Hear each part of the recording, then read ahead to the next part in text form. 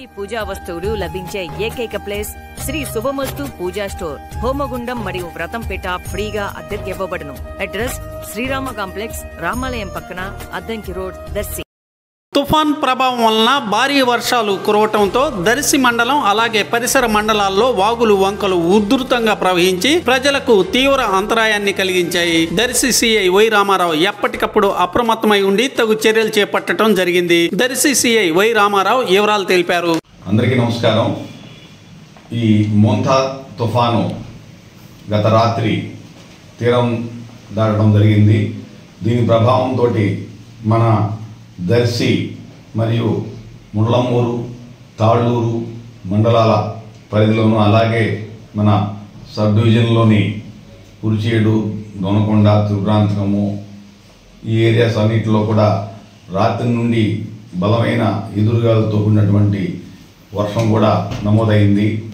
అయితే ఈరోజు ఉదయం 7 గంటలకు మన ఏరియాలో ఉన్న పరిస్థితిని బట్టి మనకి ముందుగా ముళ్ళమూరు మండలంలో దర్శి అద్దంకి రోడ్లో ముళ్ళమూరు దాటిన తర్వాత వేంపాడుకు దగ్గరలో చిలకలేరు వాగు అనేది దాదాపుగా 3 అడుగులు హైట్లో బ్రిడ్జి మీద నుంచి ప్రవహిస్తూ ఉంది.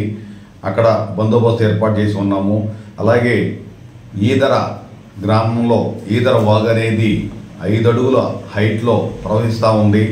అక్కడ కూడా బందోబస్తు ఏర్పాటు చేసి ఉన్నాము. అలాగే మారెళ్ళ దగ్గర కూడా ఈ యొక్క వాగు 4 అడుగుల హైట్లో ప్రవహిస్తూ ఉంది. అలాగే మనకి ఈ అద్దంకి దర్శి రోడ్లో పసుపుగల్లు దగ్గర నక్కల వాగు అనేది 2 అడుగుల హైట్లో ప్రవహిస్తూ ఉంది. అలాగే పులిపాడు వద్ద ఈ పులిపాడు చెరువు సంబంధించినటువంటి వాటరు అలుగు పారుతూ ఉంది. అది 2 అడుగుల ఎత్తులో రోడ్డు మీదకు వచ్చి ప్రవహిస్తూ ఉన్నాయి.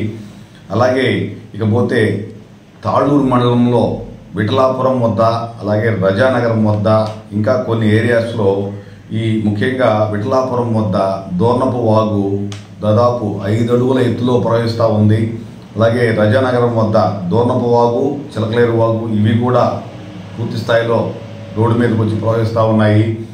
ఎక్కడికక్కడ పూర్తి స్థాయిలో బందోబస్తు ఏర్పాటు చేసి ఉన్నాము. అలాగే మనకి ఈస్ట్ వీరాయపాలెం వద్ద అక్కడ వాగు ఉంది. అది కూడా 3 అడుగుల ఎత్తులో ప్రవహిస్తూ ఉంది.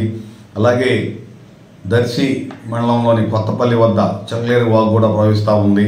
అలాగే రాజంపల్లి నుండి రామచంద్రాపురం వెళ్ళే రూట్లో కూడా ఒక చిన్న వాగు ఉంటే అది కూడా బయటికి పొంగి ప్రవహిస్తూ ఉంది. అలాగే దర్శి టౌన్లో కూడా కాటేరు వాగు అది కూడా ప్రవహిస్తూ ఉంది.